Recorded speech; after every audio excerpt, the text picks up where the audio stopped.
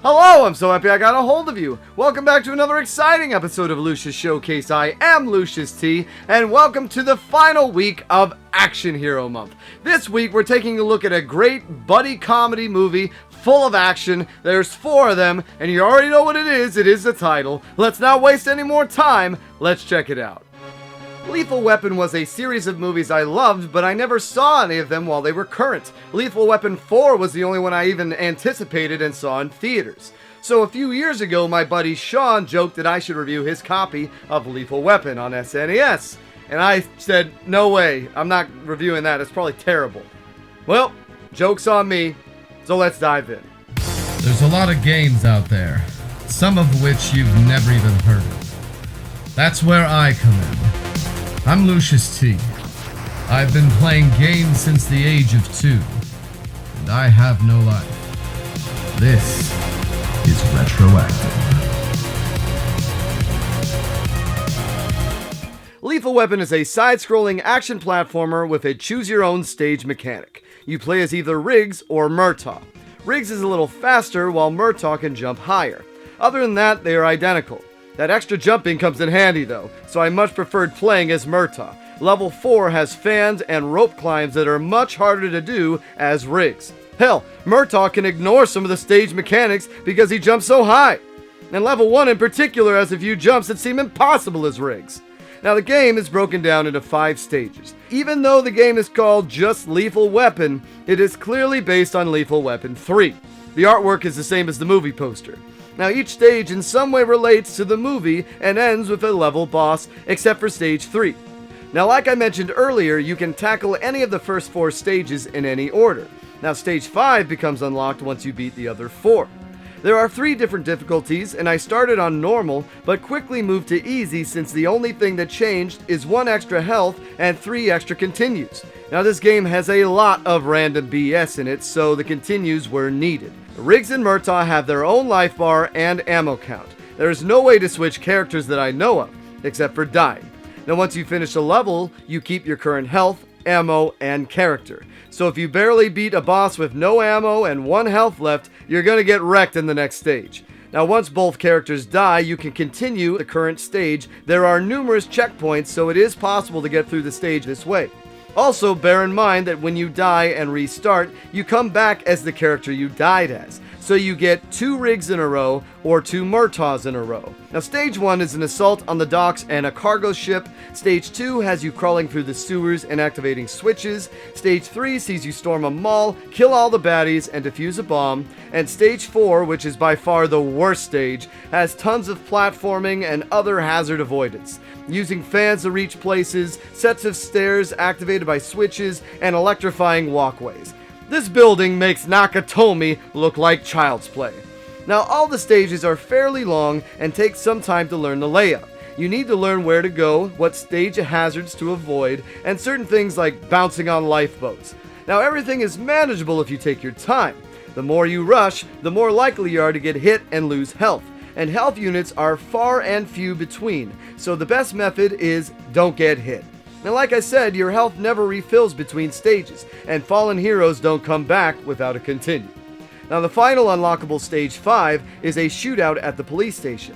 It's actually much easier than the other stages as you just move to the right and platform, but all the enemies are packing serious artillery. Enemies can either be taken out with a kick or bullets, but if you think you're getting through the game by doing anything but shooting people, you're fooling yourself. There's also a role you can use, but that's even more useless. Now your health meter is measured in badges and life vests. First you lose your badge, then your vest. All the way until you have no badges or vests, and that's truly the last hit you have. So on easy mode you get 8 hits plus 1. Now you can find ammo clips in the level and body armor. Now that gives you 1 full health.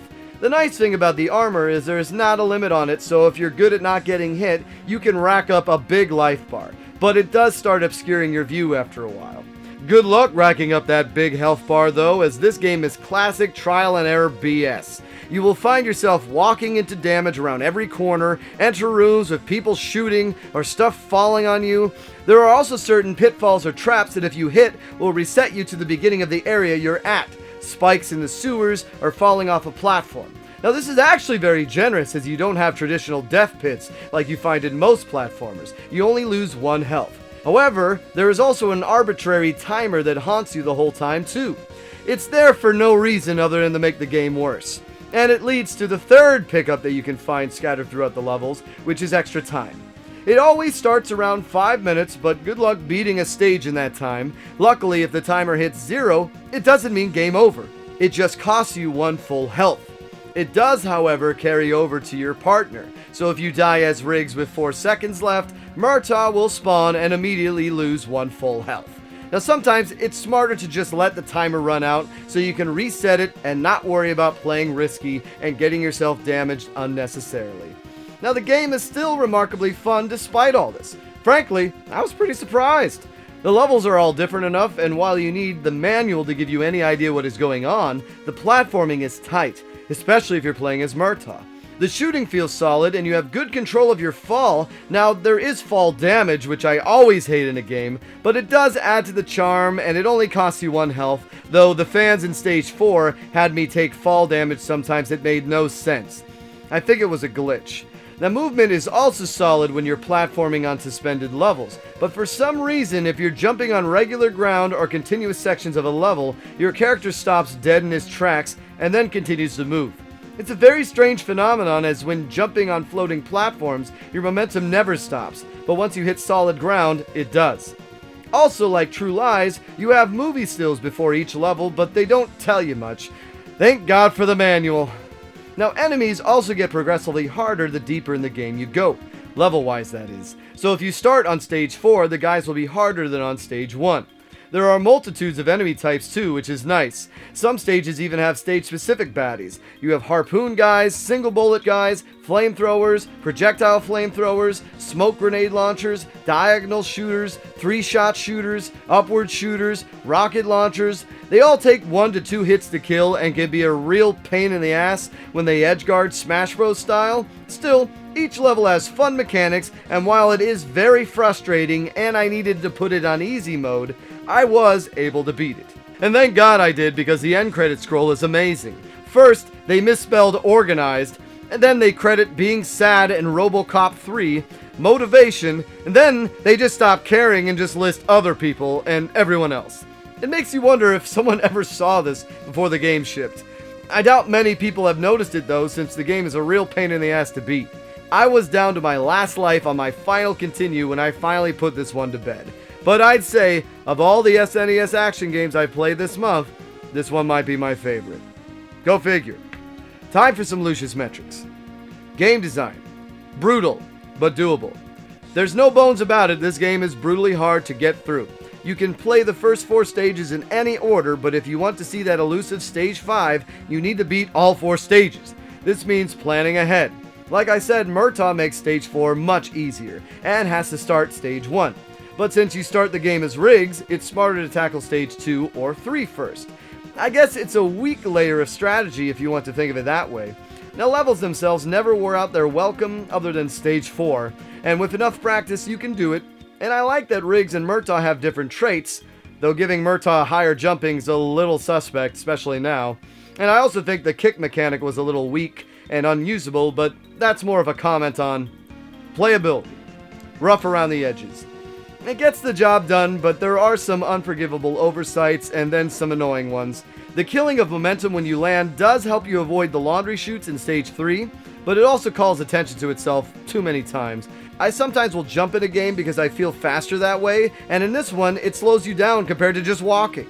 And like I mentioned earlier, there's a roll attack, but having it tied to the same button as shoot when there was an unused X button and 2 unused shoulder buttons seems like lazy game development as well. It does work on sharks though, and have I mentioned the music? It's surprisingly good. Cost of entry. Worth it. Copies go for around $8 loose, so as long as you know Stage 3 ends with jumping on the defused bomb instead of a boss fight like the other stages, you're good. This game is totally worth $8. I spent way more for way worse. Hell, I almost don't want to give this copy back to my buddy Sean, but alas, I must. Storytelling. Laughable. Yeah, it's based off the movie, but my Lethal Weapon 3 knowledge isn't that great, so I'm not really sure if it even is. All the movies blend together anyways. Hell, you're supposed to rescue Leo in Stage 4 and you never even see him. At least they still threw in the reference to Mel Gibson acting like the Three Stooges. Lethal Weapon is a surprisingly competent but unforgiving game. What on the surface appears to be a textbook rental-only game that left many players unsatisfied can still be that if you're only willing to give it a few minutes and give up. However, if you drop down the difficulty and go in with a game plan, it's actually a really good way to spend an afternoon. I'm impressed. Taking all that into account from the perspective of a binge-playing game finisher, I give this my Lucious T recommendation of beat it. And there you have it. That's it for this week, guys. Thank you for joining me. Wow, I beat it. Maybe I play it, but really, I was very impressed with this game. I don't think I'm going to give it back to my buddy. I'm gonna, but I don't want to. So yeah, let me know if you played Lethal Weapon on the SNES. Let me know what you think of the game. Let me know a lot of Action Hero Month. I thought this was a really good theme. Well, I'm going to do the recap and rating video later this week, so I'll save that for there. But man, definitely a different experience from Zelda Clone Month. And for next month's theme, it is October, so I'm guessing you can guess it has something to do with Halloween. But I'm going to tease it for now that it's going to be a real madness month. So yeah, that's all you get for now. As a reminder, I release a new video every Tuesday, and thank you for subscribing to the channel. Make sure to hit the notification bell just so you actually see these videos if they come out. And once again, it's been so nice getting a hold of you. Take care.